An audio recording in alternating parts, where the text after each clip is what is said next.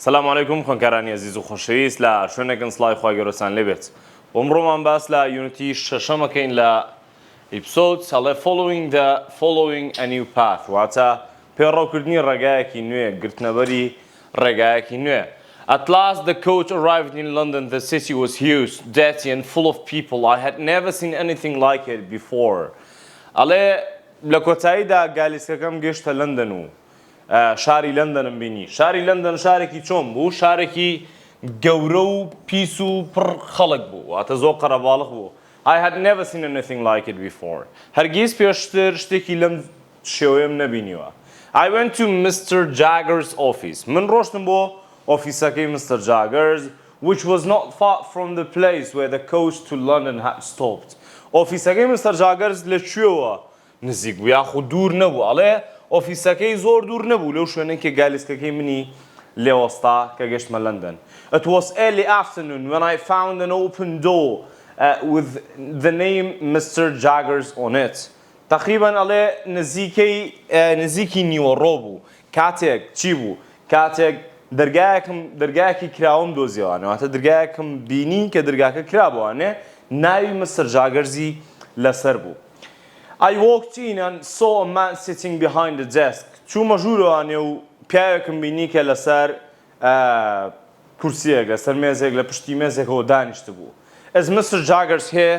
ئایا Mr. Jaggers لێرەیە؟ پێ پرسیاری کرد بە نیگەرانی یاخود بە ترسەوە. You are Mr. Pip, aren't you? ئایا تۆ Mr. Pipi وانیە؟ The man said, پیاوەکەوتی. Mr. Jaggers is out, but he will be back soon. ئەڵێ Mr. Jaggers لە دەرەوەیە بەڵام بەم نزیکانە ئەگەڕێتەوانێ. If you want to ئەگەر ئەتەوێ you can take a seat in his office. ئەگەر ئەتەوێ ئاسایی ئەتوانی لێرە دابنیشیت and he pointed to a small dark room behind him. ئاماژەی بە ژوورێکی تاریک کرد و تێتوانی بچی لە ئەو ژوورەیە دابنیشیت. دواتر ئەڵێ چی؟ Mr. Jaggers finally arrived. Mr. Jaggers لە کۆتاییە گەڕایەوە. Mr. Pip, you will stay at Barnard's Inn. ئەڵێ Mr. Pip تۆ لەکوێ مێنیتەوە؟ تۆ لە میوانخانەی بەرنارد دەمێنیتەوانێ with Mr. Herbert Pocket لەگەڵ بەڕێز Herbert Pocketە لە ئەو میوانخانەیە ئێوە ئەمێننەوانێ. Herbert was Mr. Matthew's Pocket's son. ئەم هەربەرتە چێە؟ Herbert ئەڵێ کوڕی Matthew Pocketە. Mr. Jaggers then gave me some money to spend during my first few months in London. Mr. Jaggers ئەڵێ بڕێک پارەی یامێ لە ماوەی ئەو چەند مانگەکەمی کە لە لەندەنا بم ئەو پارەیە چی بکەم؟ ئەو پارەیەکە سەرفی بکەم و ئەو پارەیەم لابێت. وەوتیشی چی؟ It seemed a lot to me. ئەو پارەیە وا دەرەکەو کە پارێکی زۆر بێ بۆ من یاخود ئەو زۆر بوو بۆ من. I will be watching the way you spend the money, but of course you will get into debt sooner or later, he said coldly. کە پارەکە هاتیۆمانە ئەڵێ من ئەم پارە ماویتێ چاوم لەسەرتە کە چۆن ئەم پارەیە سەرفەکەی درەنگیازوو هەر ئەبێ بە قەرز لەسەرت واتە وەکو قەرزێکە یاتێ. My new home wasn't the sort of things I had expected. ئەڵێ ماڵە نوێیەکەم بەو جۆرە نەبوو کە من پێشبینیم بۆ کرد. It was in a dirty street لەسەر شەقامێکی زۆر پیس و پۆخڵ بوو and small شەقامەکەش بە هەروە بچووک بوو old and looked empty. A dirty street was small. مەبەستی لە ماڵەکەی چییە؟ ماڵەکەم ئەڵێ زۆر ئەوە نەبوو کە چاوەڕێمە کرد خانوویەکی پیس بوو لە شەقامێکی پیسە وەروەها بچووک بوو خانوویەکی کۆم بوو وەروەها چی بوو وە زۆریش چۆڵدەر ئەکەوت خانووەکە واتە کەلوپەلێکی زۆری تیانە بوو. I opened the door and walked to the top of the stairs. دەرگاکەم کردەوانێ و ڕۆشتم بەرەو کوێ؟ ڕۆشتم بەرەو لای قادرمەکان. There was another door with the name Mr. Herbert Pocket. لەوێ دەرگایەکی لێبوو کە لەسەر دەرگاکە بە هەمان شێوە نووسراوە Mr.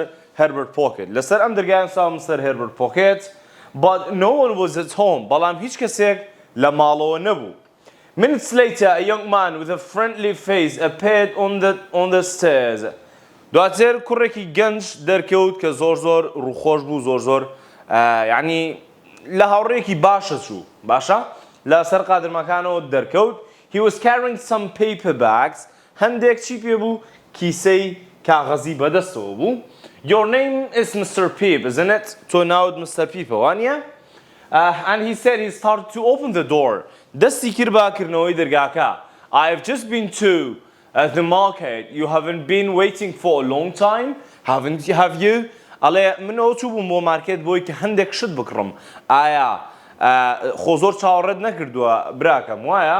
ئەویش ئەڵێ my mouth fell open in surprise. I looked at the young man. ئەڵێ دەمم کرایەوانێ بەسەر سوڕمانەوە. چی بینیوە؟ ئەو کوڕەم بینیوە هەستاکەم لە شوێنە بینیومە ئەها ئەمە ئەو کوڕێکە لێمە ئێستا ئەڵێ دەمم بە کرایەوانێ بۆ زۆر سوپرایز بووم کاتێکم گەنجەم بینی.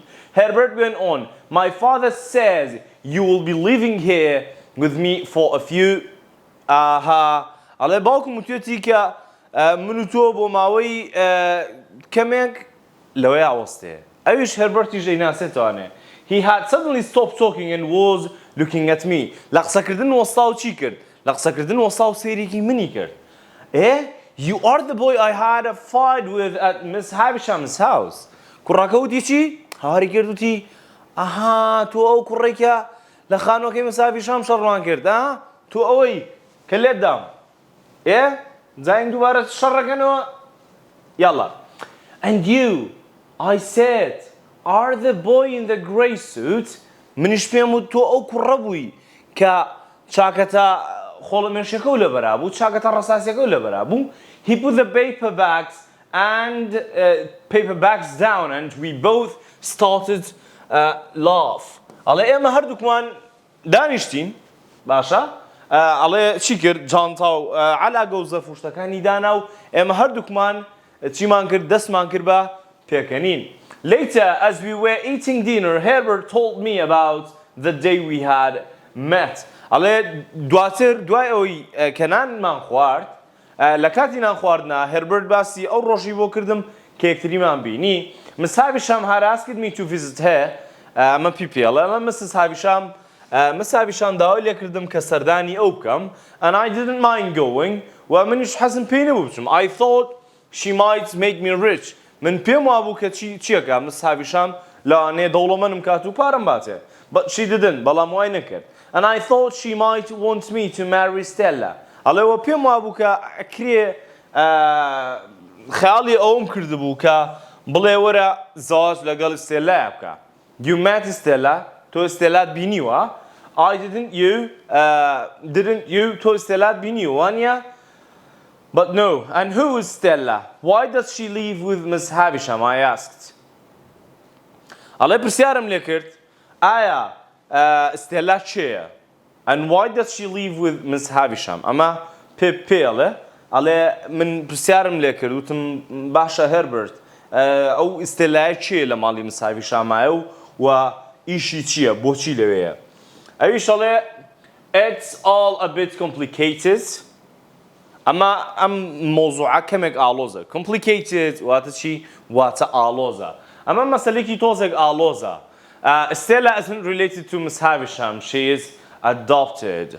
ئەڵێ ئستێلا هیچی مس هاڤیشام نییە واتە نەخزمە نەکەسووکە ئەو شتانە نین بەڵکو چییە ئستێلا هەڵگیراوە واتە مناڵێک بۆ دایک و باوکی وازیان لێناوە مس هاڤیشام خۆی بەخێوی کردووە واتە مناڵێکی هەڵگیراوەیە.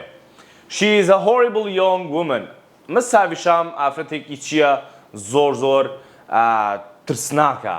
Miss Havisham hates men. As a result, she has told Estella to do the same.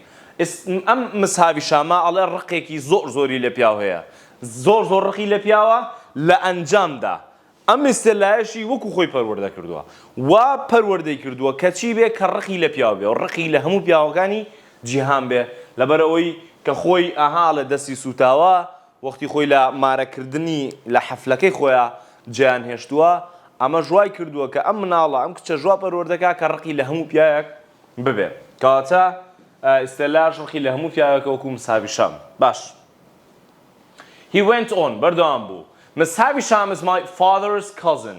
Miss Havisham چێیە ئامۆزای باوکمە ئەمە هێربرت واڵێ when Miss Havisham's father died she and her brother became very rich ئەڵێ کاتێک کە باوکی Miss Havisham مرد Miss Havisham و براکەی زۆر دەوڵەمەند بوون بە یەکێک لە دەوڵەمەندەکان و هەموو سەروەتی باوکیان بۆ Miss Havisham و براکەی مایوانێ but her brother spent all of his money and therefore got into debt ئەم برای Miss Havisham کە برایەکی زۆر خوێڕی بووە her brother spent all of his money هەموو پارەکەی خۆی سەرف کردووە کوڕەکە هەموو پارەکەی خۆی سەرف کردووە و لە ئەنجامدا چی بووە بە کابرایەکی قەرزدار بووە بە زەلامێکی قەرزدار he lived a bad life and had friends who were not gentlemen و ئەم کابرایە ژیانێکی زۆر خراپی هەبووە و کۆمەڵێک هاوڕێی خراپیشی هەبووە he had a bad life and had friends کۆمەڵێک هاوڕێی خراپ و ژیانێکی خراپی هەبووە کە ئەم هاوڕێیانەی ئەم چیش بوون جەنتڵمان نەبوون کە زەلامێ کۆمەڵە کەسانێکی خوێنەوار نەبوون کۆمەڵە کەسانێکی هەرچی و پەرچی بوون Miss Havisham fell in love with one of these friends and they have soon made the decision to get married بۆیە Miss Havisham چی ئەکات Miss Havisham لەگەڵ یەکێک لە هاوڕێکانی براکەیە ئەکەوێتە خۆشەویستیەوە و هەر زوو بڕیاری چیەن بڕیاری ئەوایەن کە بەیەکەوە زەواجکەن My father was against the marriage ئەڵێ باوکم دژی ئەم مارەکردنە بووە هەم marriage مارەکردن زەواج باوکم دژی ئەم زەواجە بوو but Miss Havisham didn't listen بەڵام Miss Havisham عاشق بوو چاوی هیچی نابینی بۆیە didn't listen هیچ گوێی لە باوکم نەگرت باوکم وتی نابێ زەواجی لەگەڵا بکەی ئەو کەسە لە ئاسی تۆیان نییە ئەو کەسە من ئەزانم خراپ دیارە بەڵام Miss Havisham بە قسەی باوکمی نەکرد و گوێ لێ نەگرت but they didn't get married بەڵام پی پرسیارەکە ئەڵێ باشە یعنی ئەی زەواجیان نەکردووە did they وانە وایە ئەوان زەواجیان نەکردووە وایە no on the morning of the wedding day the man sent Miss Havisham a letter which simply said he couldn't marry her and then he disappeared ئەڵێ لە ڕۆژی مارەکردنەکەیە لە ڕۆژی زەواجەکەی Miss Havishamە ئەم کابرایە چیەکات نامەیەک ئەنێرێ بۆ Miss Havisham و پێی ئەڵێ کە من و تۆ ناتوانین زەواج بکەین بۆیە هەر لە ڕۆژی زەواجەکەیە لە ڕۆژی مارەکردنەکەیە کە Miss Havishaمی کردووە بە شەحنەوە بەڵام ئەم کابرا زاوا خۆی ناچێت و تەنیا لە بری خۆی نامەیەکە نێرێت و ئیتر ئەم کابرایە ونەبێت و دیار نامێنێ ئەمە باسی مەسەلەکە بوو کە لەسەر Miss Havisham کە چۆن قۆڵیان بڕیوە و زەواجەکەیان هەڵۆشانەتەوە A few days later, I went to Mr. Matthew Pocket's house and my education began. ئەڵێ دوای چەند ڕۆژێک من چیم کرد چوون بۆ ماڵی Matthew Pocket ئەمە پیپواڵە و خوێندنەکەم لەوێ دەستی پێ کرد پەروەردەکردنەکەم لەوێ دەستی پێ کرد At the house I met Bentley Drummel, another young man who was living and studying there. و لەوێ لە ماڵی Matthew Pocket چێم بینی کوڕێکی گەنجی ترم بینی کە ناوی چی بوو ناوی Bentley Drummel بوو Bentley Drummel ئەویش لەوێ خەریکی چی بوو لەوێ ئەژیا و خەریکی خوێندن بوو studying I didn't like him حەزم بە تەبیعەتی ئەم هینە نەبوو ئەم Bentleyە نەبوو He was rich, proud, very rude ئەم Bentley Drummel چییە کابرایەکی دەوڵەمەندە زۆر یعنی فەخر و شانازی بە خۆیەوە و هەروەها کابرایەکی زۆر چیشە زۆر بێئەدەبیشە یعنی زۆر سوکایەتی بە خەڵکەکە یاخود سوکایەتی بە پیپەکە Although I now had a room in Mr. Pocket's house ئەوەی کە من ئێستا ئازانم ئەوەیە من ژوورێکم هەیە لە خانووەکەی Matthew Pocketە I also decided to keep the room and I had with Herbert و من بڕیارم ما کە چی بکەم کە ژوورەکەی خۆم لەگەڵ چیە لەگەڵ هەربرتە لەو ژوورەیە بم کە لەگەڵ هێربرتە بم و لەگەڵ ئەوە بمێنمەوە ئەنە حەزم بە زیاتر حەزم بە هێربرت بوون وەک لە چێ وەک لە Bentley Drummel He and I had became friends and he was very helpful من و ئەو بووینە هاوڕێ و ئەو کوڕێکی چی بوو زۆر یارمەتی دەربوو زۆر یارمەتی ئەم کوڕێکی زۆر باش بوو He showed me how to dress, talk and eat like a gentleman ئەڵێ ئەم هێربرتە فێری کردم کە چۆن نان بخۆم چۆن جلە بەرکەم و چۆن قسەش بکەم چۆن وەکو جنتڵمانێک دەرکەوم. Soon after my education had begun, دوای ئەوەی کە خوێندنەکەم دەستی پێکرد، Mr. Jaggers invited Bentley Drummle and me to his house for dinner. دواتر کە خوێندنەکەم دەستی پێکرد، Mr. Jaggers invited Mr. Jaggers invited Bentley Drummle and I من و Bentley Drummle دعوت کرد بۆ خانووەکەی خۆی. Mr. Jaggers gave us some expensive wine and ate a delicious meal. Mr. Jaggers دوشتی پێشکەش کردین. یەکەم هەندێک مەی زۆر گرانبەها لەگەڵ چیا لەگەڵ خواردنێکی زۆر تایبەت و خۆشە. The evening was going well, but then I became angry with Drummle, who had drunk too much. ئەڵێ ئەو ئێوارەیە زۆر بەباشی یعنی زۆر بەباشی بەڕێمان کرد کاتێکی خۆشمان بەسەر برد لەگەڵ مستەر جاگەرزە بەڵام دواتر من زۆر لە بێنسلی درۆمڵ تووڕە بووم زۆر لە بێنسلی درۆمڵ تووڕە بووم بۆ لەبەرەوەی he had drink too much لەبەرەوەی زۆری خواردبوانێ و زۆر خەیاڵ بوو. He was being rude and kept saying how clever and strong he was. ئەم کابرایە کە خەیاڵ بوو ئەم بێنسلی درۆمڵە ئەڵێ زۆر بێئەدەب و بێ ئەسلوب بوو و هەروەها چیە کرد بەردەوام باسی خۆی ئەکرد کە چەندێک زیرەکە کە چەندێ بەهێزە ئەها باسی ئەم شتانەیە کرد و بە خەیاڵی. Soon we were shouting at each other. دواتر چیمان کرد دواتر هاوارمان بەسەریەکا کرد بەسەریەکا تووڕا بووین باشە. Mr. Jaggers had a servant, a woman with long dark hair and strange eyes. ئەڵێ بەسەریەکە هاوارمان کردومانە جا مستەر جاگەرز خزمەتکارێکی هەبوو.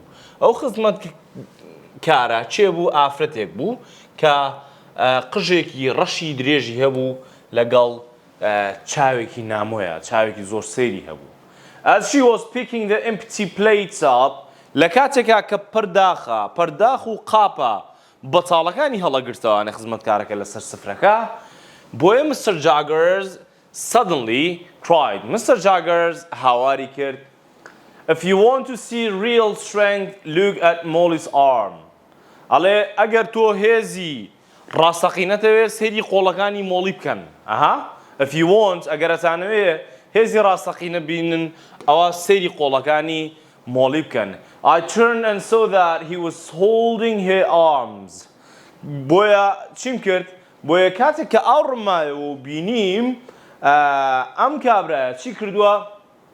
ئەم کابرایە قۆڵی مۆڵی گرتووەتە باوەشی قۆڵی مۆڵی گرتووە و بەدەستیەوە and ئەم ئافرەتە she looked very frightened زۆر ئەترسا.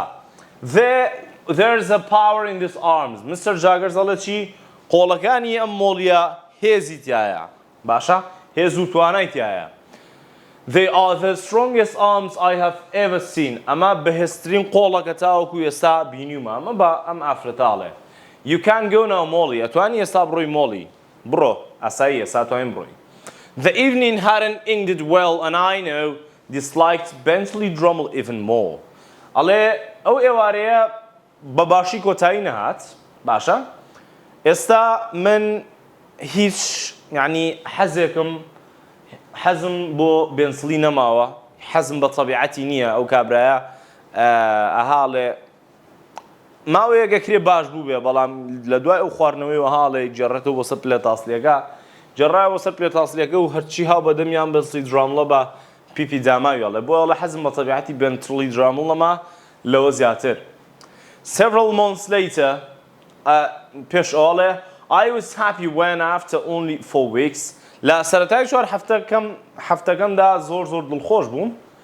Drummle studies finished and he left Mr. Pocket's house. خوێندنەکەی درۆمڵ کۆتایی هات و ماڵی ماثیۆ پۆکێتی بەجێهێشت. Several months later a letter arrived from Betty.